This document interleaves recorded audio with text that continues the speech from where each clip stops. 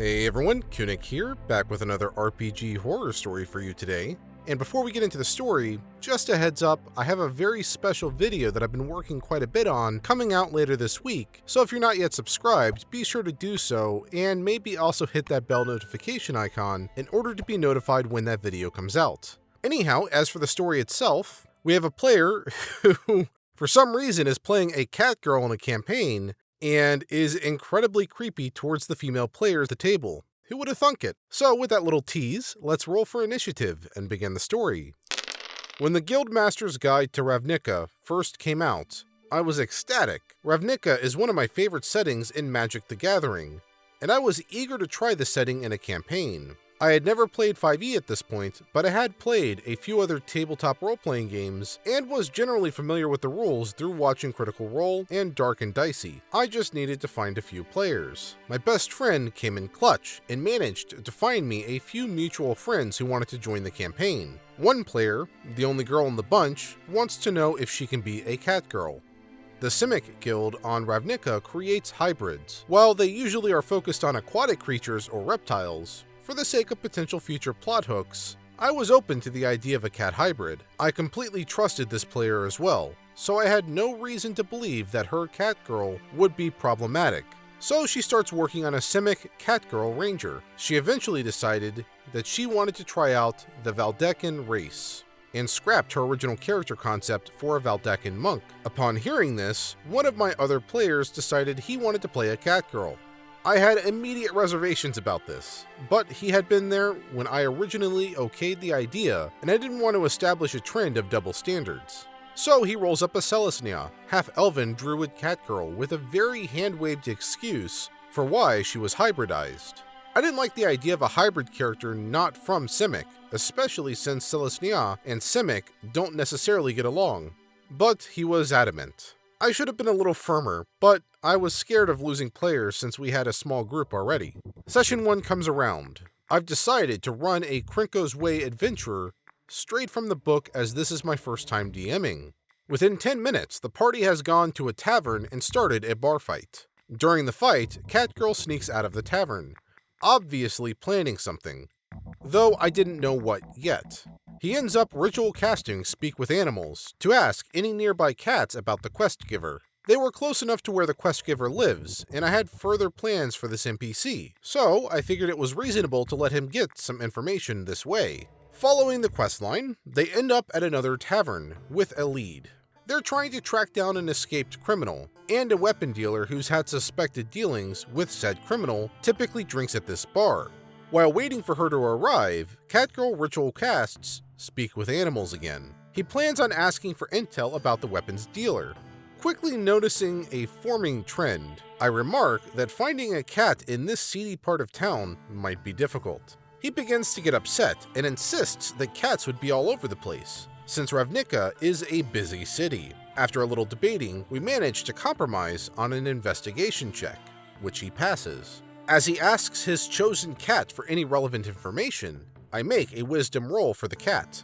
Cat rolls low, so I tell him that cat hasn't seen anything relevant. He gets upset, claiming that cats see everything. One of the other players chimes in that cats would probably have better things to do than make mental note of every person entering a specific tavern.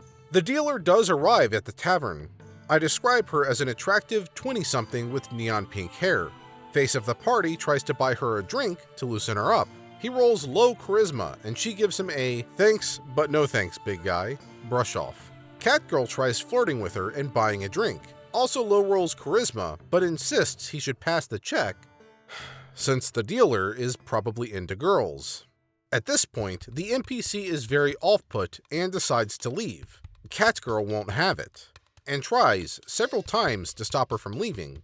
After outrunning Catgirl's advances, the dealer manages to slip away into the night. Out of character, Catgirl seems very upset that he wasn't allowed to buy her a drink, insisting that he didn't mean it to be flirtatious, though he did also take the opportunity at this point to establish that his character is lesbian and doesn't wear shoes. He then sprints off into the night, looking for the dealer. He decides to use a spell slot to cast Speak with Animals to ask a cat where she went. This time he doesn't pass the investigation check.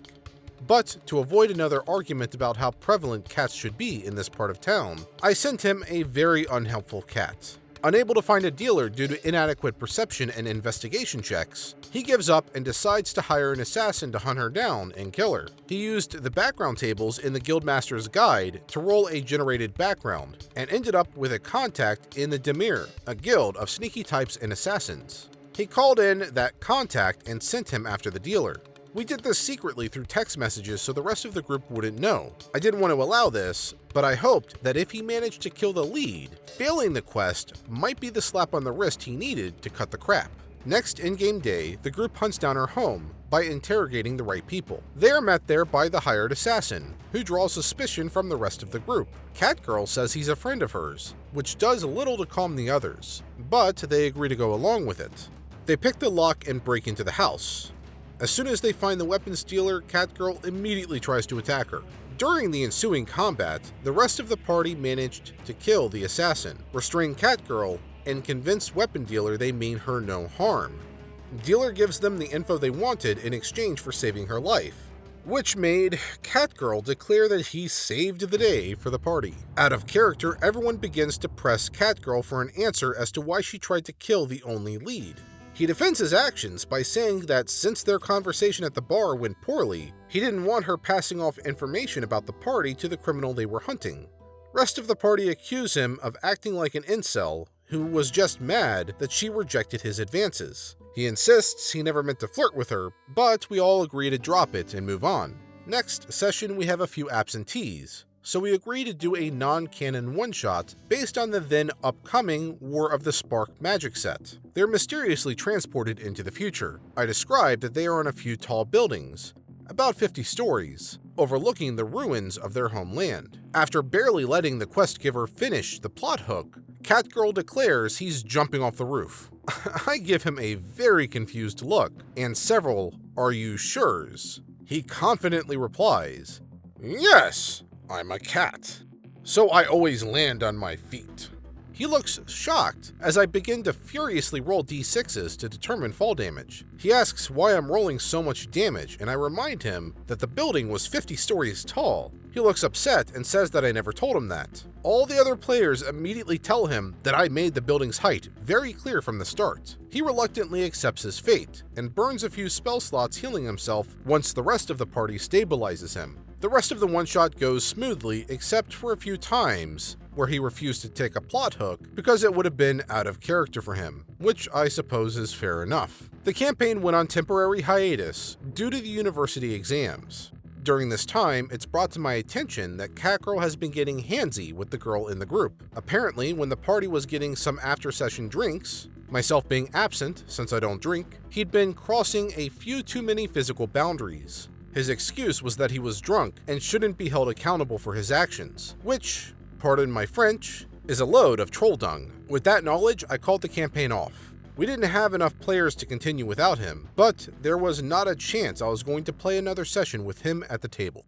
End post. Yeah, look, I like anime, I'm into catgirls as much as the next otaku. But, big but, I would never be caught dead playing them in a game because of people like this, who ruin the reputation of classes and races by doing stupid crap like this. And look, we can pick apart a lot of different things from this, but the long and the short of it is this. Read the table. And I've said this multiple times, if you're the only person at the table who's having fun doing your shenanigans and everyone else is giving you a weird look, maybe adjust your playstyle to fit the rest of the table because they probably don't like what you're doing and you're ruining their immersion or ruining their experience. Now, it is unfortunate that they had so few players that losing him ended up costing the campaign, but I'd wager they can probably find a good alternative given that they're all going to college and there are a lot of D&D college groups out there. You just gotta look a little bit. Anyhow, I apologize for my pronunciation of almost everything in this story. I'm sure it was atrocious and I'm sure I'll be called out for how badly it was in the comments below. Please let me know, I'm really curious to find out what I said wrong. Anyhow, yeah, that's it for the story. So as always, the source of the story is in the description below, and if you like the story and you want to see more videos just like this one, be sure to hit that subscribe button and bell notification icon in order to be notified of my future videos. And like I said, I have a fun little video coming out later this week that I've been putting some time into, so I'm really stoked about it and I hope you all check it out. And as about 80% of you watching are not subscribed, doing so would really help boost the community and keep us growing. Alright, and while you wait for my future videos, here are a few related videos that you can watch in the meantime.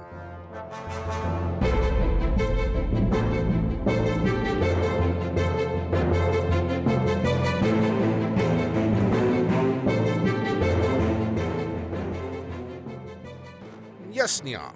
I'm a cat nya, so I always land on my feet nya.